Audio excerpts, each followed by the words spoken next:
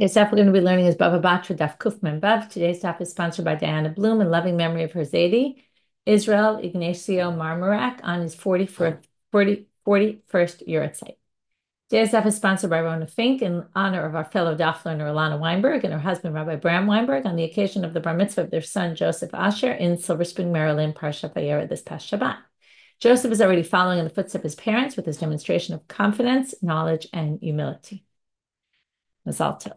We're now going to get started with, we're going to finish up the different drashot we saw in the Pasuk, Kol Yimei Oni Ra'im, right? And all the days of a poor are bad, which we're going to get to this. What do you mean all the days? And what do you mean days? I'm going to darshan both those things. And Tov Lev Mishtet Tamid, right? So we have this correlation between an ani who has bad days and between a person, again, how exactly to define Tov Lev is a good question, but whose life will always be kind of a party, right? Which sounds like a good thing in the sense of they'll have a happy life as opposed to the bad days. But it's also unclear as we ended with one that maybe the party is not exactly something we are approving of. And that's someone who has no care for anybody in the world and doesn't feel the sorrow of others. And that's actually a bad thing. Whereas specifically to feel the poverty of others and be sad with others, perhaps that's the ideal. But all the other commentaries really sided on the other side, and we'll finish up Kuf Mem He, the very bottom, with Rabbi Yeshua ben Levi Amal, Kol Yimei Oni Ra'im, Zeh Shedato K'tzara. That's someone who's very either stingy or they get upset about every little thing. Tov Lev Mishtet Tamid, Zeh Shedato Rechava, right? You rather have a relaxed attitude about life, inclusive attitude, and basically not getting angry at others. That's a good thing. But now comes Rabbi Yeshua ben Levi with a question. And these two sections now we're going to use to finish up the section. One is, as I said, going to focus on the Kol Yimei. All the days of a poor person are bad. V'ha'ika Shabbatot v'yamim tovim. But what do you mean? There's Shabbat. There's Yom Tov. These are good days, right? And Ani, first of all, I think there's this assumption that maybe they don't eat a lot during the week, but they eat a lot on Shabbat and on holidays. There's happy days. There's also a play on words here between Yom Tov, right, which we don't always think about it, but it means good day, right, as opposed to a bad day. So there's days that are defined as good days. And, this idea, there's celebratory days that must be happy on those days. Well, Kiddush Shmuel, and here's an interesting line. Some of you might identify this, some of you not, but Ta'amar Shmuel Shinoi Veset Tchilat Choli. Shmuel says that when you change things, and if you remember, he had a lot of medicinal advice. When you change, perhaps it means you change your eating habits. And we're talking here, the poor people don't eat a lot during the week, then they eat a lot on Shabbat, which we think is a good thing. But when you're not used to eating a lot and then you eat a lot, you often get sick from that. You could also say this in other terms, which is exactly what you're writing, Ruth, which is you're out of your routine. Ruth, you love your routine, right? There's people who love their routines. And when you're out of routine, I identify with this also. I find Shabbat sometimes challenging. It's not exactly what you're used to your everyday. And that's also disturbing to people. So even to poor people, it could be that their days of routine are much better for them than being out of routine. Tiv b'sefer ben Sira. Now we're quoting from Ben Sira. Anyone who wants to know more about it, you can look it up. It's fascinating in and of itself. Not time for a daf Yomi Shiur, but it was a Sefer Chochmah. It was kind of similar to Mishlei in that sense. And in fact, they quote Mishlei in the Sefer Ben Sira, Kol Yimei Oni Ra'im, Ben Sira Omer Af Leilot. Okay, it says all the days of the Ani are bad. Now we're focusing not on the all, but the days. What? The nights are not? Okay, so Ben Sira says even the nights. Now that you might say, okay, they work hard during the day, at least they sleep at night. Comes Ben Sira and he says, they don't even sleep at night. Why don't they sleep at night? This might be something you also identify with in your life, right? When you have worries, what happens? The worries come out at night. During the day, you're busy working, busy doing other things. It doesn't happen. You don't think about it. You don't have time to think about it. But when you're sleeping, that's when all your worries come out. So, B'shefel, now why is he always worried at night? Well, B'shefel gagim gago, his roof is lower than all the others. And mimtal gagim ligago. Okay, it happened to start pouring this morning. It was perfect for this stuff. Right, whereas all the rain from all the other roofs basically, because he's lower than everybody else, all of it comes onto his roof. And he worries at night, when it rains at night, he worries that all the rain's going to come into his house. And his house will be flooded. Berum harim karmo, and his kerem, his vineyard, is at the very top, which is bad because what will happen? Me'afar karmo lekromim, all the afar, all the dirt, the soil, and perhaps also the fertilizer and everything from his kerem is going to basically fall down into the others. And these are the things that keep him up at night. So it's not just his days that are bad, but it's also his nights. Okay, moving on. Now we're going to continue with the next Mishnah, with a continuation of, or similar to what we were discussing. We were discussing before, okay, we got into the whole thing about what goes back, the shushbinut, and the gifts that go during the week of the wedding. Now and that was friend to friend. Now we're talking about gifts that the Chatan brings to the Kala, which we mentioned a little bit because we were talking in the context of that sugya in the Gemara. We got into the Kiddushin money going back, and what about the gifts going back? So now we're going to talk a lot about this thing called sivlonot. Okay, maybe we'll start with the Rashbam, who explains what sivlonot are. I just want to point out the Rashbam is living, about 1,000 years after the Mishnah is written, and his description, what he thinks sivlonot are based on Tannaitic sources, but not sure if it's 100% the only definition of exactly how these sivlonot worked. But we will see some of this in our daf in the Tannaitic sources. So he explains, Minhag Chatanim, the custom was, when you got betrothed, la'achar hakiddushin, after the betrothal, l'machorat, he says the next day, which we don't see in our sources, but he claims it happened the next day, sholech lebeit chaviv l'chvod ishto, tachshitim u'minei perot, v'kadei yain, v'kadei shemen, that we'll see in the text. He would send jewelry, fruits, wine, oil, as a gift to her family or to her. Upamim, and sometimes ochel sham imahem, and sometimes he would even eat with them, and that we're going to see in our Mishnah. So that's the background for this. Now the question is going to be, what if they do kiddushin? He brings the gifts, and then they don't get married for whatever reason. Again, there's 4 possible reasons. He could die, she could die, he could decide to divorce her, she could decide, I don't want to go ahead with the wedding, and they're going to need a divorce. So, right, I say it differently than the man because the man has to initiate the divorce, but she could at least initiate and say, I don't want to go ahead with this. And assuming, he's willing, which usually, he would need to be because the nisuin would have to be done with her consent. So we would have to give her a get. So we have this person. So that's sivlonot lebeit chamib. So he sends these gifts to his father-in-law's house. Shalach sham mea maneh. They give an extreme example. He sends 100 portions of 100 zuzim, which is 10,000 zuzim. Now, as the Rashbam says, sometimes the Chatan would eat there. So if the Chatan brought these gifts, and sat down and ate a meal, afilu b'dinar, even if the meal was only worth 1 zuz, okay, a dinar is a zuz, and we're saying, right, it was 10,000 zuzim this gift was worth, even if you say it was a gold dinar, let's say, but it's a zuz, it's really a zuz, it's a silver dinar. Einam nigvin. He cannot collect this money back. In other words, all the gifts he gave, the assumption is that when he sat down eating a meal with them, even though it wasn't a huge lavish meal, and even though it certainly didn't amount to the amount of, right, this is like our sugya yesterday. If you ate, what you would have eaten, can you deduct, right? Here the assumption is he ate. There also, by the way, it was a zuz. That was the basic meal, was 1 zuz. If he ate, the assumption is he was mochel, which means he said, fine, I'm giving you these gifts, they're done. We get married, we don't get married, they're yours. Very interesting assumption, right? Just because he ate 1 dinar's worth, right? Again, they brought an extreme example where he gave 10,000 zuzim worth of gifts. It's fascinating. It's all dependent on whether he ate or didn't eat. Okay, now again, it's hard to understand this, but it's part of the reality of the way things worked in those days, right? That was the custom. You ate and you gave gifts, and it was all kind of, the gifts were given on account of the fact that you ate the meal. But if you didn't eat a meal, then you gave gifts and you can take them back. But it's not going to be as simple as that. Shalach sivlonot mirub. Okay, this is all, the first part of the Mishnah is where you didn't specify, I'm giving these gifts for the following reason. This is a little similar. We're going to actually end our daf with the shchiv merah, going back to someone who gives gifts and doesn't specify Were they because they thought they were dying or not? Were they giving gifts anyway? So here also, didn't specify. What if he specified? Shalach sivlonot merubim sheyachzeru ima lebeit ba'ala. He sent all these gifts that are supposed to go to his house. In other words, he sent sheets and other things that they're going to use when they're married.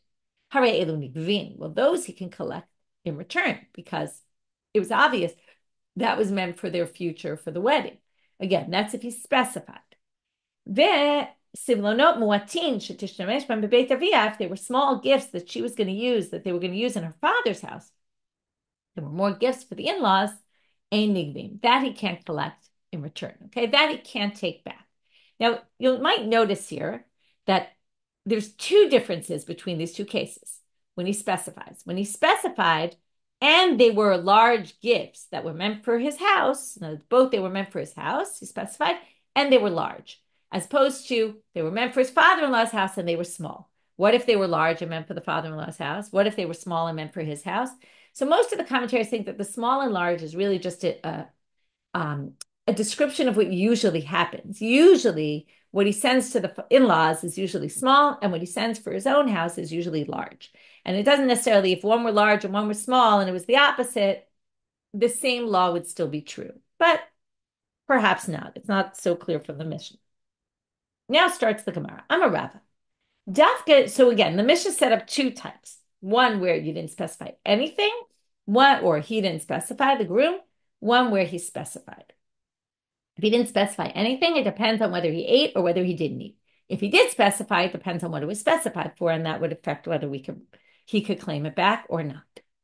And notice it doesn't distinguish between why the marriage was off, whether she broke it, he broke it. Okay, it doesn't distinguish there. And again, if either one of them died, we're talking about the heirs, that would be dealing with this. I'm a Rava, dafka dinar, aval pachomi dinar lo. So Rava points out from the Mishnah that it's only if he ate a dinar's worth. If they fed him something really small that wasn't even worth a dinar, then it's as if he didn't eat there. To which the Gemara says, okay, Rava, what are you telling us? It says it in the Mishnah, pshita, dinar tnan. That's exactly what it says in the Mishnah. Ma'u detema, well, you might have thought, hu adin da afilu pachomi dinar. Maybe this would be true even if it was less than a dinar. Bahai de katani dinar, orcha de milta katane. Okay, you might have thought even less than a dinar. Why did they mention a dinar? Because that's the standard meal, as we saw in the previous step. Kamash malan. Therefore, the Gemara comes to teach you. You were in the beginner's class last night. This is a classic structure, the Ma'u Ditema Kamash malan. And if you weren't, you can always listen. It's all up on our site. But you might have thought that this is even pachomi dinar. But Kamash malan, no. Rava wants you to know that when it says dinar, it wasn't just using it as an example. It was saying this is the amount. This is the cutoff. Less than a dinar, we're assuming you weren't mochel on what you brought. You didn't plan to, never get it back in the event there was no marriage. Now we're going to have a slew of questions, and most of them are going to be left unanswered. This whole next section is just a slew of question after question. Okay, with small attempts to answer, perhaps we'll be successful in one. Achaltnan shatamai. Well, it says that the groom ate there, but what if he drank and didn't eat? Hutnan shluchomai. It says he ate. What if he sent a messenger with the gifts and the messenger ate? Would that count? Shamtnan shiger lomai. What if it says he ate there? What if the father-in-law sent him with a meal for the way back? Would that count as he ate there and was mochel on the gifts? So, Tashma, let's try to answer at least one of the questions. There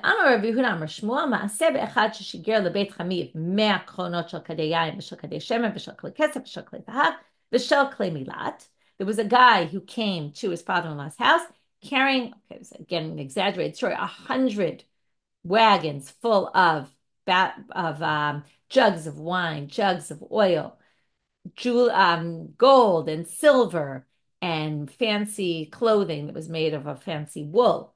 And he came all excited with all these gifts. He stood by the doorway.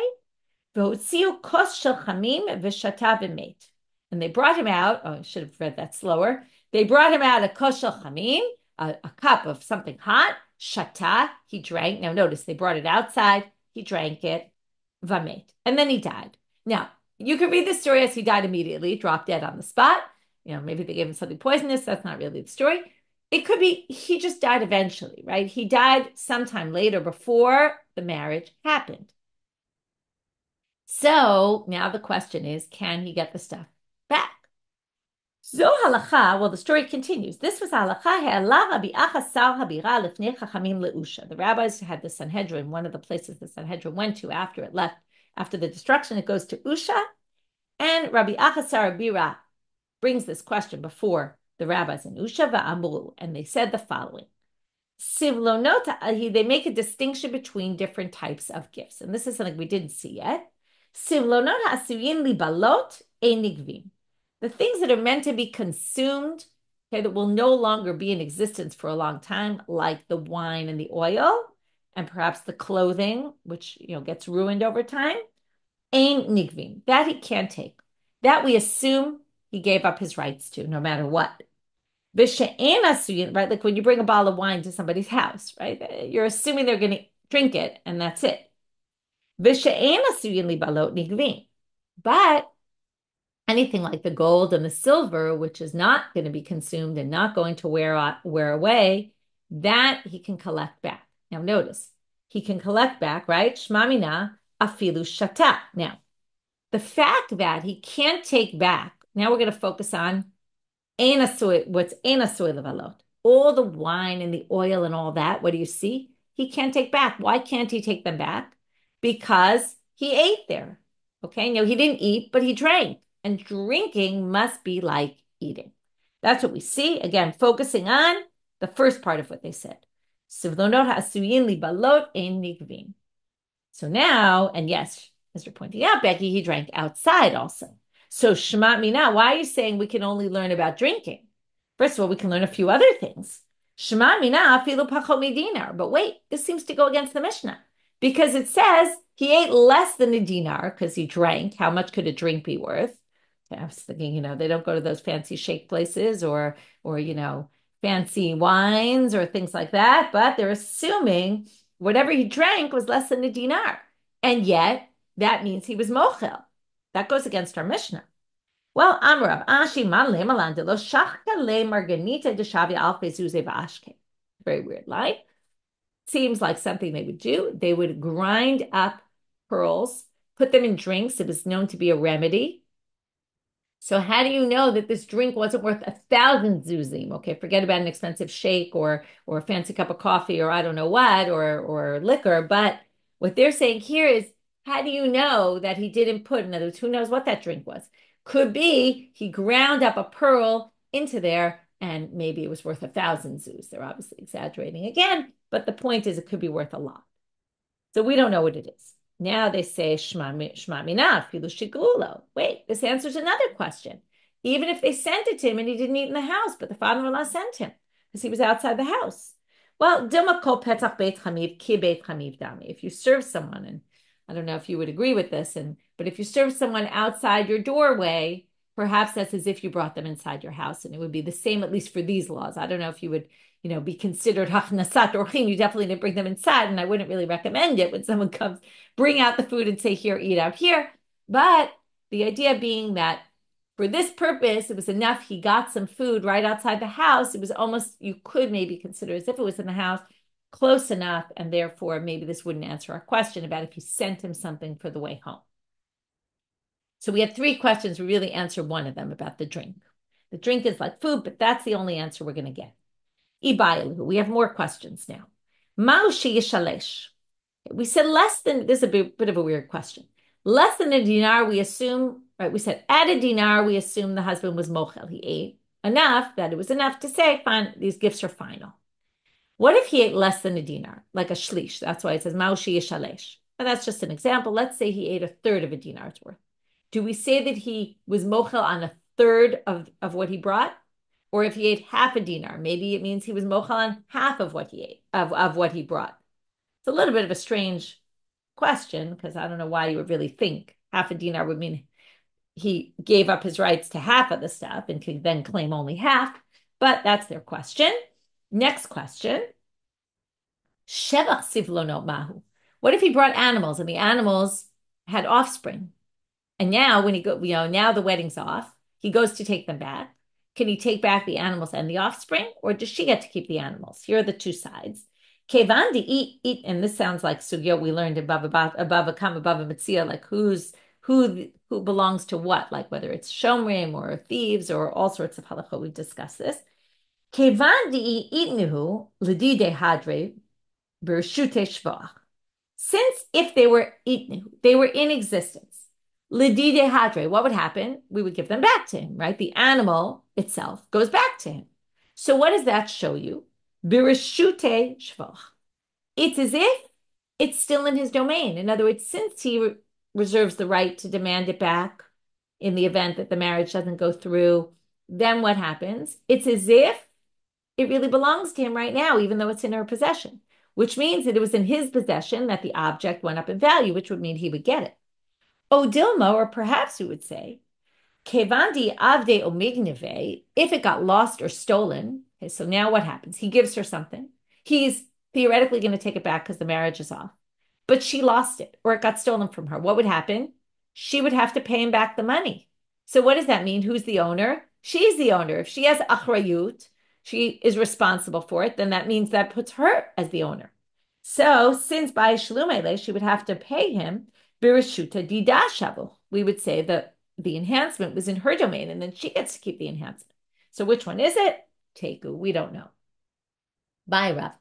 Rava asks, sivlonot asuyun libalot. What do we learn about sivlonot asuyun libalot? These are things that are meant to be consumed. So normally we say if they're meant to be consumed, he gives up rights to them. But what if lo balu? Why did he give up rights to them? Because he gave them a bottle of wine. He assumed they were going to drink the wine, and he assumed the wine isn't going to be there anymore. But what if the wine is still there? What if they haven't drunk it? Right? The guy who brought 100 wagons of wine, I'm sure they still have wine left. So what's the story? Tashma. They say, let's prove it from that story where he brought the 100 wagons. Sivlonot asuyin libalot ein nigvin, v'she'en asuyin libalot nigvin. My love, afagav de lo balu, right? Don't we assume that story was a case where they hadn't drunk all of the wine yet, and they hadn't drunk all the shemen, and yet what do we say? He can't get them back because they were asuyin libalot. They were meant to, right? They were planning to be consumed, but they weren't yet. To which the Gemara says, lo, de balu. No, you could say maybe they weren't in existence anymore. Okay, then you would have to say he didn't die on the spot. If he died on the spot, obviously it was all still there. But they're just saying it's not, you can't tell for sure from that story whether they were still in existence or not when they went to get them back, even though you would assume really they were because he brought so much stuff. Although it doesn't say how many kadei shem and how many kadei yayin in those 100 wagons. It was 100 wagons full of all sorts of things. But still, Tashma, another attempt to answer this question, and from our Mishnah. Sivlonot muatin shetishtamesh behem v'hi bebeit avia ein nigvin.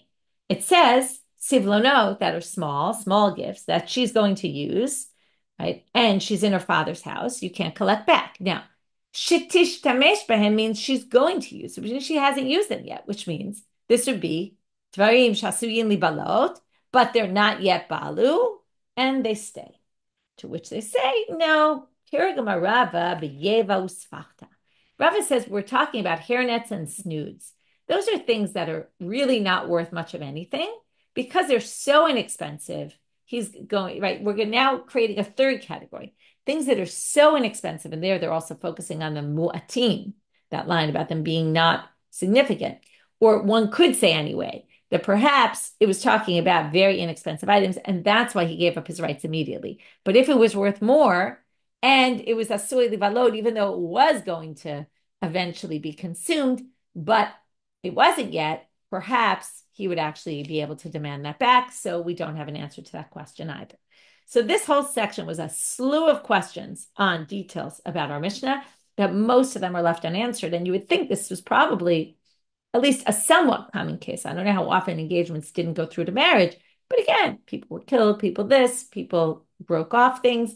So it's definitely possible this happened a lot. And yet, right, it's not so clear what the answers are to a lot of these questions. Now we're going to have two stories, which are seemingly not so connected. The first one, you'll see why it's a little connected, but what they're going to learn from the first story is not so connected, or at least according to some interpretations. And then the next story really has very little to do with this, but we're going to learn them anyway. Amar Rav Yehuda Amar Rav. So Rav Yehuda said in the name of Rav, probably because they're both said in his name. So probably once he brought the first one, he brought the second one. You'll see. Maaseh ba'adam echad. There was a case with a person, a guy, a man. Sheshigir lebeit chamiv yayin chadash v'shemen chadash u'klei pishtan chadash ba'atzeret. He sent on Shavuot, new, or around the time of Shavuot, new wine, new oil, in other words, made from the new crop from that year, and nice linen clothing as a gift. My kamashmalan. So the Gemara says, okay, what was Rav Yehuda teaching us by telling us this story? Ibait Ema, perhaps he was trying to tell us, Chashivuta Eretz Yisrael kamashmalan. Perhaps he was trying to teach us how amazing Israel is, that all the stuff ripens so quickly, because otherwise, remember, wine and oil from the new crop, new is usually after Nisan. How much time is there between Nisan and Shavuot to have a new crop and also make from them oil, make from wine? All that stuff takes time. And yet what we're saying is things must ripen very quickly there, and therefore they would have enough time to have this already by Shavuot. V'i. Some people say, Di'i ta'in ta'ante ta'ana. If he comes and says, listen, I sent you new wine and new oil and I want it back, right? He comes to court and he tells the court, I sent my wife, his family, new wine, new oil, all that on Shavuot. And they say, you're lying. There's no way you could have sent new wine, new oil. There's no way you could possibly have that ready. Well, what they're telling us from this story is no, it could be true. And if someone claims that because they want to get it back because the wedding's now off and they want to claim that stuff back, well, they would be believed. We wouldn't think, oh, they must be lying. Okay, because it's possible. This is something that's unlikely, but the story is telling us, even though it's unlikely, it is possible, and therefore someone who would come with that kind of claim would be believed in court. So that at least had something to do with our topic, because this is talking about the man claiming the stuff back, but it's a bit of a side point. Now, because of that story, we get the second story. Amar Rav Yehuda Amar Rav. There's already, I'll just tell you, there's a lot of different interpretations of the story. Were they betrothed? Were they married already? What's going on here? But let's just go with the version that they were betrothed, and then exactly what happens in the story is also a little unclear. But this part is clear. There's a man, Amrulo Ishto Totraniti. He finds out that his wife has no sense of smell. And he's very bothered by this because I guess there's a problem with, first of all, cooking. If you can't smell your food, you don't know if it's going to be tastier, perhaps. Maybe it also affects your sense of taste. Maybe, there could be a fire in the house, you won't smell it. All sorts of reasons why he thinks this is a problem and he doesn't want to go ahead with the marriage, assuming this is a case where they're betrothed, and now he hears this and he doesn't want to marry her. But he wants to check it out if the rumor is true. So what does he do? He decides to put a little test her. He takes her to this place that's like a, churba is usually a somewhat destroyed, falling apart house. Libodka, to check a ruin. Thank you. He takes her to a ruin to check out what the story is. Amarla, so he says to her, I smell radishes in the galil. Now, either he was holding a radish in his chest and he wanted to see, would she smell the radish? Now, some people say he was actually holding dates and he was talking about the smell of radishes to see, was he actually be able to trip her up? And she smelled the date. Or if she didn't smell the date, she'd say, oh yeah, the smell of radishes is beautiful, but there's really no radishes. Let's just go with that version. Okay, again, you can explain different versions, but let's go with the version that he had a date but was talking about radishes. Turning now to Amud Bet. Amra le man yav le mikotvot diyericho va'achalna be. She said, now she was very smart. I realized that he was testing her. She smelled the date. And she said, oh, I wish someone would bring me dates from Jericho and I would be able to eat them. Or who will bring me dates from Jericho and I'll be able to eat them? Basically saying, I know you have dates. I smell them. So the rumor was now unfounded, and that's theoretically the end of the story. Okay, why would they bring it? Well, let's see what happens. Nafal ala churba v'meta. Well, while they were in this ruin, the ruin collapses, falls on top of her, and kills her. Like a good Talmudic story, ends in death. And Amru Chachamim, now what's the relevance here? Okay, and this is also a little bit tricky to understand. Like what I mean when I say that, I mean the commentaries all struggle to figure out what exactly the issue is. And that's why there's a bit of a debate. Were they married already? Were they betrothed only? Ho'il v'lo nichnas achareha ela lebadka meta eno yorsha. What's the issue here? Not our issue we've been discussing, but does he inherit her possessions? Now, why would he inherit her possessions? This is why some people say, how could it possibly be they were betrothed? Nobody inherits from betrothal. You might remember we learned that he doesn't inherit a woman from betrothal only if they're married. But some people think when they went to the Chorba, perhaps that was yichud and for the intent of marriage.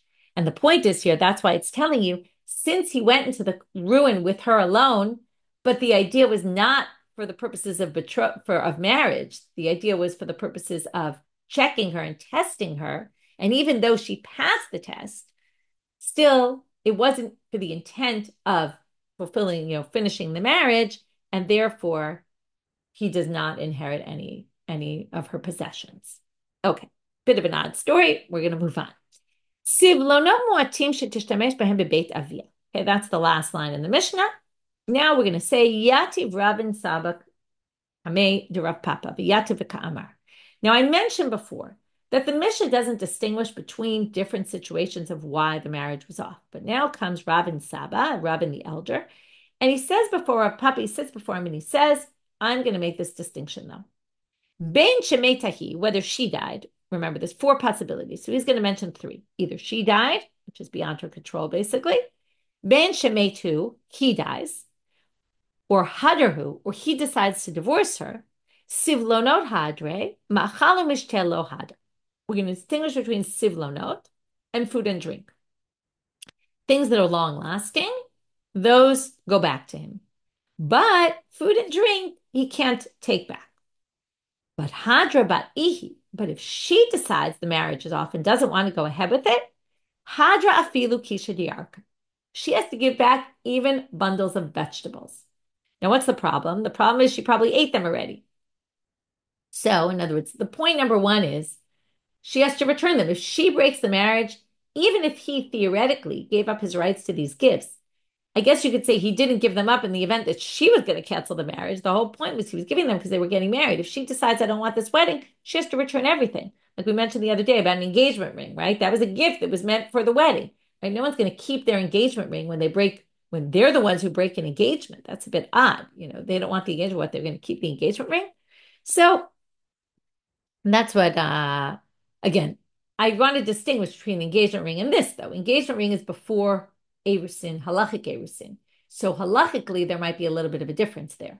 This is all after there was Kiddushin already, although there is some discussion, I noticed, I didn't really read it, but there is some discussion in the commentaries about whether this would be true even before Erusin, which would be very relevant to us, because we only do Erusin under the chuppah. So we would never be in this situation. But if you say that this is all gifts for the wedding or gifts for the upcoming marriage is even before Kiddushin, then it might be relevant, then it would be relevant to today, all these rules.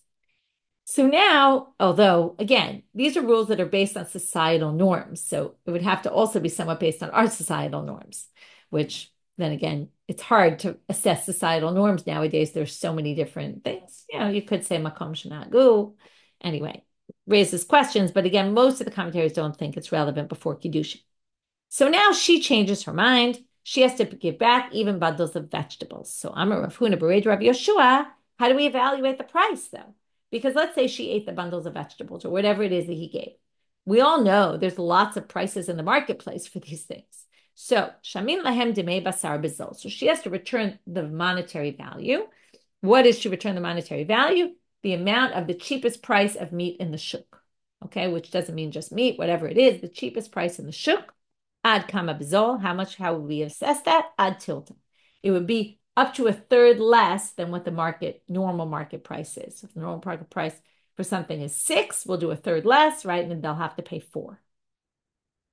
Okay, and that would be, again, probably her family and not her. I just want to point that out. When she has to return these things, we really mean her family is responsible for returning all of this. Okay, that was the end of sivlonot. Let's just review this section before we move on to the new section, because that's going to be a whole different topic. So we finished up with the yamim ra'im and tovim and the different things about the poor and the not poor. And other commentaries. We got from there to, are all days bad? And then I said, perhaps, yes, all days could be bad for people, even holidays. And then we got to Ben Sira, who had the thing about the worry that it's not just during the days, it's also at nights. Then, and that's because people worry at night. Then we get to the sivlonot, and we had all these distinctions between when these gifts get returned and when they don't get returned. We had a slew of questions that we didn't really answer. We had two stories that are, one was a little connected and one was really not connected, but one probably came because of the other in the Gemara. And then we got to this distinction that Rava makes between who changed their mind about the wedding and how that would affect things. If she changes her mind, then everything goes back. He changes his mind again, just the things that weren't meant to be consumed go back to him. And we never really fully answered the question, what if they were meant to be consumed and weren't consumed yet? Could he get those back? Right? That was a question we left unanswered.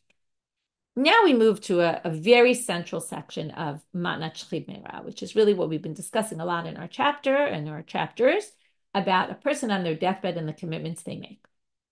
And now we get to a very basic distinction that we've made mention before, but we're really going to get into it now for the next number of dapim. So the Mishnah starts off with a Shchib Meira, shekatav kol nechasav la'achirim. If somebody writes all their property to other people, in other words, not writes, but even writes or says, remember we said divrei Shchib Meira are as if they're written, but on their deathbed they say, I'm giving this to that person, this to that person. They divide everything, but Shiur karka kolshu. They leave over a little bit of land for themselves and don't give away a little piece of land or a lot of land, whatever it might be, but at least a little piece of land they leave for themselves. Matanato kayemet. Now this is talking about what if they get better the next day or a week later or 2 weeks later. They don't die. We thought they were on their deathbed, but they actually don't die. Okay, lots of times people are sick. I don't know if this ever happened to you, but you feel like, I'm going to die, right? You feel that way, even though you know in your head you're really not, but you feel so sick, you feel like I'm never going to get better from this. Or you could be very seriously ill and also get better. So either which way, we have a situation, someone's very sick, they think they're going to die, they start dividing up their property. If they really did it because they thought they were going to die, and then they don't die, well, then the gift isn't a gift because they didn't think that, right? They didn't give it. They gave it because they thought they were going to die and they didn't die. It's like giving something on condition, right? The same way you would say if somebody writes a will, right? Obviously the will is only in the event that I die. But the question is, right, someone could decide to just give a gift. Someone could be sick in their bed and decide I want to give away things. You know, maybe they're thinking about life and thinking, what do I need all this stuff for? And I should give to other people. And if it's a really legitimate gift, then the gift is a gift whether they get better or not. So on what basis do we determine what their intent was? They didn't say what their intent was. They didn't say, I'm doing this because I'm dying and I'm giving it to you because I think I'm going to die. And if I don't die, I want it back. If they said that, obviously we'll give it back. So now we have a case where we have to assess what their intent is. And according to the Mishnah, I'll just read to the end, Lo shiur karka kol shu. If the person didn't leave anything to themselves and gave away everything, ein matanato kayemet. Then now what does it mean, matanato kayemet? If they get better, do we view this? Well, they already gave away everything, right? This isn't like a will. A will is when you say, when I die. This person didn't say when I die. This person just said, I want to give this to this person, this to this person, this to this person, this to this person. If they gave everything away, obviously, and as we assess, their intent was because I'm going to die. Otherwise, who would give every single possession of theirs away and not leave themselves anything? And therefore, if they wake up the next morning and they're healthy, or they, a few months later or whatever it is, we don't say, oh, well, you gave it away too late. No, everything goes back to that person because we assumed you thought you were going to die. But if you didn't give everything away, then we actually view it as a gift. And matanato kayemet. And it's a valid gift. Now, we're going to raise this question later in a few dapim. Was there a kinyan? Was there no kinyan? What do you mean? It's a gift even without a kinyan? Well, you were on your deathbed. We say divrei shchib meira as if they were written and sealed in a done deal, even without a kinyan. But this is what we're going to call it a matana b'miktzat. You only give part of your money. So does it have the rules of matnat shchib meira that you don't even need a kinyan and it's valid, and then it's valid and it's a gift and you can't even ever demand it back? Whereas matnat shchib meira, right? On the one hand, we say it was as if person acquired it, but only in the event that you die, not if you don't die. So there's a lot of things. We're going to get into all those things. If you didn't follow, don't worry. Right now, the main thing you have to understand is you didn't give everything away. We assess that you wanted to keep some for yourself because you didn't think you were necessarily going to die, and therefore it's a gift. It's given away. You get better the next day, tough luck. But if you gave everything away and then you get better, of course you didn't mean to give everything away unless you were dying, and therefore we give it all back to you. So man Tana Dazlin and Batra Umdana. The Gemara asks, who's the Tana who says we go by this Umdana, we assess what your intent is? That's like a big hidush, so to speak. I mean, we do it all the time, right? We're always assessing what people think. But who's the one who really believes that we do this? Which Tana? Well, Rav Nachman and Rav Shesha are going to answer this question differently. Amar Rav Nachman, Rabbi Shimon ben Menassi. What we're going to finish up the daf is each one's going to give who it is, bring a Tanaitic source that proves who this person is, and then we're going to say why didn't each one hold by the other one's person? That's why they disagree about this. So he says it's like Rabbi Shimon ben Menassi. Detanya, it says in a Braita, Harei shalach beno lemedinat hayam, v'shama shemet beno. So we saw this a little while ago. His son goes abroad and he hears that his son died. And then Amad v'katav kol nechasav lachir, and then he gave all his inheritance. He wrote a will saying, give it all to so-and-so. V'achar kach ba beno, and then his son shows up. Well, Tanakana says, matanato matana, it's too late. He gave it all to somebody else. Nothing you can do about it. Rabbi Shimon ben Menassi Omer, and that's what we're looking for. We're going to go by what was his intent. What did we say? He heard his son died, and then he wrote, okay, I'll give all my nechasim to someone else, because assuming his son died. It was all based on an incorrect assumption. So the matana is not a matana now that we see that the son is dead. That's an umdana. We assess what his intent was. Now, why is it an assessment? Because he didn't say, now that my son is dead, I'm giving it all to somebody else. It just seemed clear from the facts. Rav Sheshet Amar Rabbi Shimon Shizuri. And most people think it's not just Rabbi Shimon Shizuri, it's the Mishnah where he's mentioned, and everyone really in this Mishnah holds, we go by umdana, and you'll see in a moment.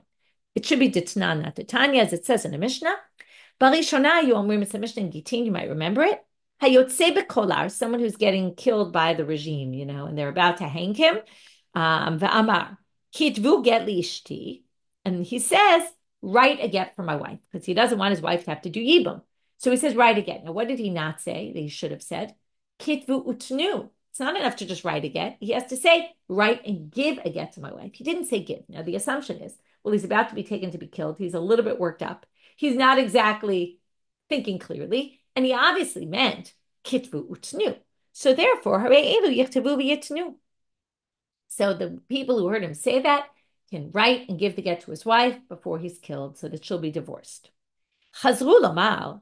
Then, after they said this first halacha, they said, you know what? Not only do we assume someone who's about to be killed by the regime is worked up and nervous and doesn't say a full sentence, but chazru lomar afa mefaresh b'yotzei b'shayara, also someone who's about to go on a long boat trip or a caravan, to take him far away. Also, before he goes away, he's nervous he's going to get killed, nervous he might not come back, wants to give his wife a get, and he says, kitvu, get lishti, we assume, kitvu, tnu, we give it.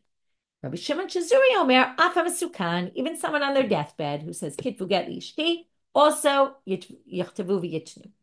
And there you have, so that's why most commentaries, although some claim it's only Rabbi Shimon Shizuri, most think that it's all these opinions that basically say we go by umdana. We assume it was obvious the guy meant kitvu tnu. So now we're going to finish up with Rav Nachman, my Tamalo Mokim Laka Rabbi Shimon Shizuri. Why didn't Rav Nachman go by this last opinion? Why did he bring a different source? So they say, Shanei Hatam Damar Kitvu. There he told them, right. It was like a half a statement, which meant a whole statement, right? He did give a declaration, right? He just didn't say right and give. But he already said half of what he meant. Whereas here, he didn't say any of what he meant. He said, I'm giving a gift. He didn't say for what reason. He didn't specify anything that we need to know. There, it was clear he did give a command. It was just an incomplete command. Okay, so that's why perhaps it wouldn't be the same kind of, we're filling in less details there because it was already half said. And also, what's the meaning of write a get if not to give it? So it kind of was as if he really said it. Rav Sheshet, my time alone, Rabbi Shimon ben Menassi. Why didn't he hold by the first one, where the guy heard his son died, and then, right? So what does he say? That's okay. Now it's all about gradations. That was a very clear umdana, he says, because what happened? He heard his son died, and then he wrote his nechasim. So it's so clear now, even though he didn't say anything about it, but it's so clear that the reason he gave everything to someone else was because he heard his son died. There was some action that happened of hearing his son die that caused us to understand why he did it. Whereas in our case, he just said, I'm writing all my nechasim. And even though you might say, well, it's clear because he's sick and on his deathbed, but the commentaries say most people actually get better from being sick, which is funny because we usually think of these people on their deathbed. Most people do die once they're on their deathbed.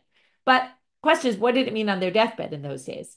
Might have just meant someone's very sick and worried maybe I'll die, especially without modern medicine. You never really know. And even a not such a sick person could actually, very quickly die. So they're basically distinguishing. That's a very clear umdana. Here, it's not as clear because he wrote all of his nechasim, some of his nechasim. That makes all the difference. Not so clear. So that's why he didn't use that one because that one wouldn't necessarily prove.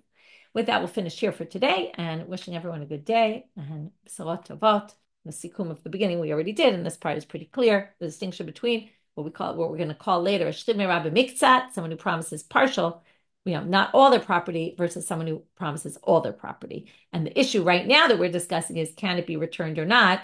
Right? Is it a done deal even if the person gets better or not? And that's all based on umdana. And then we saw who holds by umdana, right? Rav Nachman and Rav Sheshet each bringing a different Tana that could be the author of this Mishnah. And have a great day, everyone, and b'sorot tovot. Yamim tovim and not yamim ra'im.